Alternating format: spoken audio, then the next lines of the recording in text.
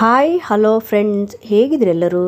ಇವತ್ತಿನ ವಿಡಿಯೋದಲ್ಲಿ ವೀರ್ಯಾಣುವಿನ ಸಂಖ್ಯೆಯನ್ನು ಸಹಜವಾಗಿ ಹೆಚ್ಚಿಸಲು ಯಾವ ರೀತಿ ನ್ಯಾಚುರಲ್ ಫುಡ್ಗಳನ್ನು ತಿನ್ನಬೇಕು ಮತ್ತು ಯಾವೆಲ್ಲ ಟಿಪ್ಸ್ಗಳನ್ನು ಫಾಲೋ ಮಾಡಬೇಕು ಅನ್ನೋದರ ಬಗ್ಗೆ ಡೀಟೇಲ್ಸ್ ಆಗಿ ನಾನು ತಿಳಿಸ್ಕೊಡ್ತಾ ಹೋಗ್ತೀನಿ.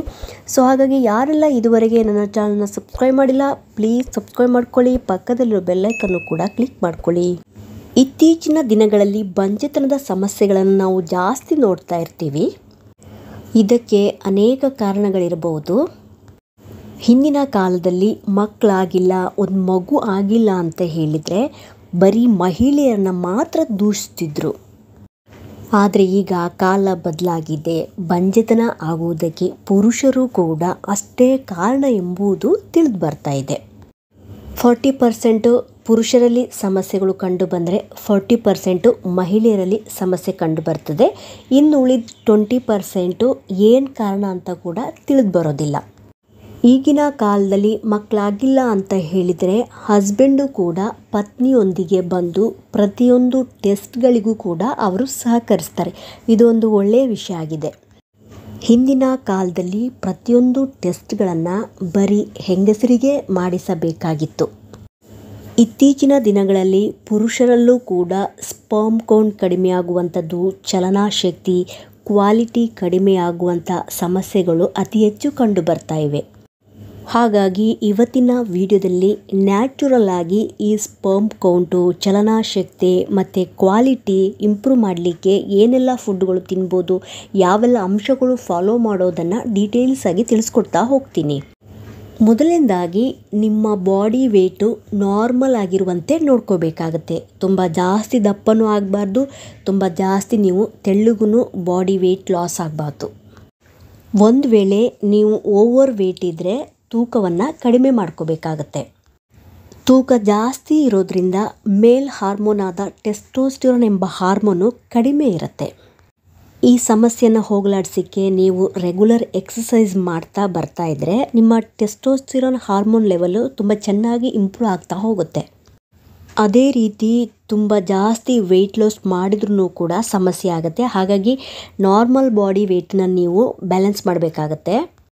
ಹಾಗಾಗಿ ತೀರಾ ತೂಕ ಕಡಿಮೆ ಇದ್ರೂ ಕೂಡ ಟೆಸ್ಟೋಸ್ಟಿರೋನ್ ಹಾರ್ಮೋನ್ ಲೆವೆಲ್ ಕೂಡ ಕಡಿಮೆ ಆಗ್ತಾ ಹೋಗುತ್ತೆ. ಇದರಿಂದ ನಿಮ್ಮ ವೀರ್ಯಾಣುವಿನ ಸಂಖ್ಯೆ ಕೂಡ ಕಡಿಮೆ ಆಗ್ಬೋದು, ಚಲನಾಶಕ್ತಿ, ಕ್ವಾಲಿಟಿ ಕೂಡ ಕಡಿಮೆ ಆಗ್ಬೋದು. ನೆಕ್ಸ್ಟ್ ಒನ್ನು, ಅತಿಯಾಗಿ ಸ್ಟ್ರೆಸ್ ಮಾಡೋದ್ರಿಂದ. ಯಾವುದೇ ವಿಷಯದ ಬಗ್ಗೆ ಅತಿಯಾಗಿ ನೀವು ಟೆನ್ಷನ್ ಮಾಡಿಕೊಂಡ್ರೆ ಇದು ನಿಮ್ಮ ಸ್ಪರ್ಮ್ ಕೌಂಟ್ ಮೇಲೆ ಪರಿಣಾಮ ಬೀರುವಂಥ ಸಾಧ್ಯತೆ ಇರುತ್ತೆ. ಇದರಿಂದ ಸ್ಪರ್ಮ್ನ ಚಲನಾಶಕ್ತಿಯಾಗಲಿ ಅಥವಾ ಕ್ವಾಲಿಟಿನೂ ಕೂಡ ಕಡಿಮೆ ಆಗ್ತಾ ಹೋಗ್ಬೋದು. ಹಾಗಾಗಿ ಆದಷ್ಟು ಟೆನ್ಷನ್ ಫ್ರೀ ಆಗಿರಲಿಕ್ಕೆ ಪ್ರಯತ್ನ ಪಡಿ. ನೀವು ಜಾಸ್ತಿ ಟೆನ್ಷನ್ ತೊಗೊಂಡ್ರೆ ಅನೇಕ ಸಮಸ್ಯೆಗಳು ಕೂಡ ಉಂಟಾಗ್ಬೋದು. ಹಾಗಾಗಿ ನೀವು ಸ್ವಲ್ಪ ಟೆನ್ಷನ್ ಫ್ರೀ ಆಗಿದ್ರೆ ಅನೇಕ ಸಮಸ್ಯೆಗಳು ಕೂಡ ಕಡಿಮೆ ಆಗ್ಬೋದು. ನೆಕ್ಸ್ಟ್ ಒನ್ನು, ಆದಷ್ಟು ಹೀಟ್ ಎಕ್ಸ್ಪೋಜರ್ ಕೆಲಸಗಳಿಂದ ದೂರ ಇರಬೇಕಾಗತ್ತೆ. ಲೈಕ್ ಕುಕ್ಕಿಂಗ್ ಇರ್ಬೋದು ಅಥವಾ ಫ್ಯಾಕ್ಟ್ರೀಸ್ಗಳಲ್ಲಿ ಕೆಲಸ ಮಾಡೋದನ್ನು ಸ್ವಲ್ಪ ಅವಾಯ್ಡ್ ಮಾಡಬೇಕಾಗತ್ತೆ. ಒಂದು ವೇಳೆ ನಿಮಗೆ ಕೆಲಸ ಇದ್ರೂ ಸ್ವಲ್ಪ ಗ್ಯಾಪ್ ಕೊಡಬೇಕಾಗತ್ತೆ ಕೆಲಸದ ಮಧ್ಯದಲ್ಲಿ. ಜಾಸ್ತಿ ಯಾವಾಗಲೂ ಟ್ರಾವೆಲಿಂಗ್ ಇರುವಂಥ ಕೆಲಸಗಳು ಮಾಡೋದ್ರಿಂದನೂ ಕೂಡ ಸ್ಪರ್ಮ್ ಕೌಂಟು ಕಡಿಮೆ ಆಗ್ಬೋದು. ಟೈಟ್ ಜೀನ್ಸ್ ಪ್ಯಾಂಟ್ಸ್ ಮತ್ತು ಬಿಗಿಯಾದ ಒಳ ಉಡುಪುಗಳನ್ನು ಧರಿಸುವುದರಿಂದ ಹೀಟ್ ಎಕ್ಸ್ಪೋಜರ್ ಜಾಸ್ತಿಯಾಗಿ ಸ್ಪರ್ಮ್ ಕೌಂಟು ಕಡಿಮೆ ಆಗ್ಬೋದು. ಇದರ ಬಗ್ಗೆ ನೀವು ಸ್ವಲ್ಪ ಗಮನ ಹರಿಸಬೇಕಾಗತ್ತೆ. ನೆಕ್ಸ್ಟ್ ಒನ್ನು, ಒಂದು ಒಳ್ಳೆಯ ನಿದ್ರೆ. ಅಟ್ಲೀಸ್ಟ್ ಒಂದು 8 ಅವರ್ಸ್ ಆದ್ರೂ ಎಲ್ಲ ಸಮಸ್ಯೆಗಳನ್ನು ಅಥವಾ ಟೆನ್ಷನ್ಗಳನ್ನು ಬದಿಗೊತ್ತಿ ಒಂದು ಒಳ್ಳೆಯ ನಿದ್ರೆ ಮಾಡಲು ನೀವು ಪ್ರಯತ್ನಿಸಬೇಕಾಗತ್ತೆ. ಮಲಗುವ ಸ್ವಲ್ಪ ಸಮಯದ ಮುಂಚೆ ಮೊಬೈಲ್, ಟಿವಿ ಆದಷ್ಟು ನೀವು ಅವಾಯ್ಡ್ ಮಾಡಬೇಕಾಗತ್ತೆ. ನೆಕ್ಸ್ಟ್ ಒನ್ನು, ಔಟ್ಸೈಡಲ್ಲಿ ಸಿಗುವಂಥ ಫುಡ್ಗಳನ್ನು ನೀವು ಅವಾಯ್ಡ್ ಮಾಡಬೇಕಾಗತ್ತೆ. ಲೈಕ್ ಪಿಜ್ಜಾ ಆಗಲಿ, ಬರ್ಗರ್ ಆಗಲಿ, ಎಣ್ಣೆಯಲ್ಲಿ ಕರಿದ ಪದಾರ್ಥಗಳಾಗಲಿ ಅಥವಾ ತುಂಬ ಸ್ವೀಟ್ ಐಟಮ್ಸ್ ಇರುವಂಥ ಪದಾರ್ಥಗಳಾಗಲಿ, ಶುಗರ್ ಕಂಟೆಂಟನ್ನು ನೀವು ಆದಷ್ಟು ಕಡಿಮೆ ಮಾಡಬೇಕಾಗತ್ತೆ. ಆದಷ್ಟು ಹೆಲ್ತಿ ಫುಡ್ಗಳನ್ನು ಮನೆಯಲ್ಲೇ ಮಾಡಿ ತಿನ್ನಲು ಪ್ರಯತ್ನಿಸಿ. Next, smoking, alcohol, tobacco, gutka ಈ ರೀತಿಯ ಅಭ್ಯಾಸಗಳಿದ್ರೆ ಇವನ್ನ ಆದಷ್ಟು ನೀವು ಕಡಿಮೆ ಮಾಡಬೇಕಾಗತ್ತೆ. ಒಂದು ವೇಳೆ ಇದನ್ನು ಕಂಟಿನ್ಯೂ ಮಾಡಿದರೆ ಇವು ನೇರವಾಗಿ ನಿಮ್ಮ ಸ್ಪರ್ಮ್ ಕೌಂಟ್ ಮೇಲೆ ಪರಿಣಾಮ ಬೀರುವಂಥ ಸಾಧ್ಯತೆಗಳು ಜಾಸ್ತಿ ಇರುತ್ತೆ. ರೆಗ್ಯುಲರ್ ಎಕ್ಸಸೈಸು, ಯೋಗ, ಮೆಡಿಟೇಷನ್ ಮಾಡೋದ್ರಿಂದ ಸ್ಪರ್ಮ್ ಕೌಂಟು, ಚಲನಾಶಕ್ತಿ ಮತ್ತು ಕ್ವಾಲಿಟಿ ಕೂಡ ಚೆನ್ನಾಗಿರುತ್ತೆ. ಇವಾಗ ಸ್ಪರ್ಮ್ ಕೌಂಟು, ಚಲನಾಶಕ್ತಿ ಮತ್ತು ಕ್ವಾಲಿಟಿನ ಇಂಪ್ರೂವ್ ಮಾಡಲಿಕ್ಕೆ ಯಾವ ರೀತಿಯ ಫುಡ್ಡುಗಳು ಅಥವಾ ಹಣ್ಣುಗಳನ್ನು ತಿನ್ನಬೇಕಂತ ಹೇಳಿದರೆ, ವಿಟಮಿನ್ ಸಿ ರಿಚ್ ಇರುವಂಥ ಹಣ್ಣುಗಳನ್ನು ತಿನ್ನಬೇಕಾಗತ್ತೆ.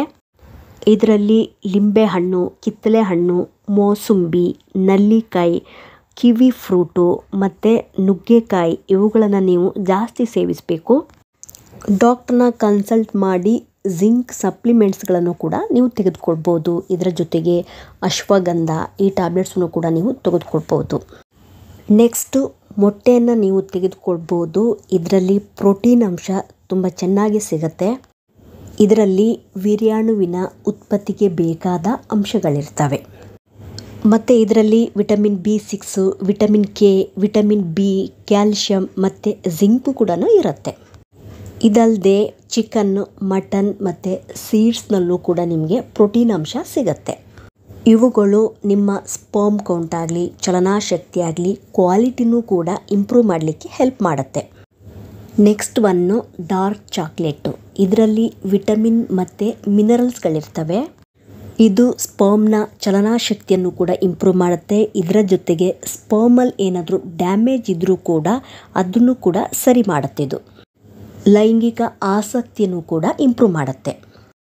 ನೆಕ್ಸ್ಟು ಬಾಳೆಹಣ್ಣು ನಿಮ್ಮ ಮೂಡನ್ನು ಇಂಪ್ರೂವ್ ಮಾಡುತ್ತೆ. ನೀವು ಬಾಳೆಹಣ್ಣು ತಿನ್ನೋದ್ರಿಂದ ಮತ್ತು ನಿಮ್ಮ ಮನಸ್ಸನ್ನು ಕೂಡ ಉಲ್ಲಾಸವಾಗಿಡಲು ಇದು ಸಹಕರಿಸುತ್ತೆ. ಇದರ ಜೊತೆಗೆ ನಿಮ್ಮ ಸ್ಟ್ರೆಸ್ಸನ್ನು ಕೂಡ ಕಡಿಮೆ ಮಾಡುತ್ತೆ. ಹಾಗಾಗಿ ನೀವು ಆದಷ್ಟು ಟೆನ್ಷನ್ ಫ್ರೀ ಲೈಫನ್ನು ಲೀಡ್ ಮಾಡಿದಾಗ ಮೇಲ್ ಹಾರ್ಮೋನ್ ಆದ ಟೆಸ್ಟೋಸ್ಟಿರಾನ್ ಹಾರ್ಮೋನ್ ಇಂಪ್ರೂವ್ ಆಗಿ ಸ್ಪರ್ಮ್ ಕೌಂಟ್ ಆಗಲಿ, ಚಲನಾಶಕ್ತಿ ಆಗಲಿ, ಕ್ವಾಲಿಟಿ ಕೂಡ ಇಂಪ್ರೂವ್ ಆಗುತ್ತೆ.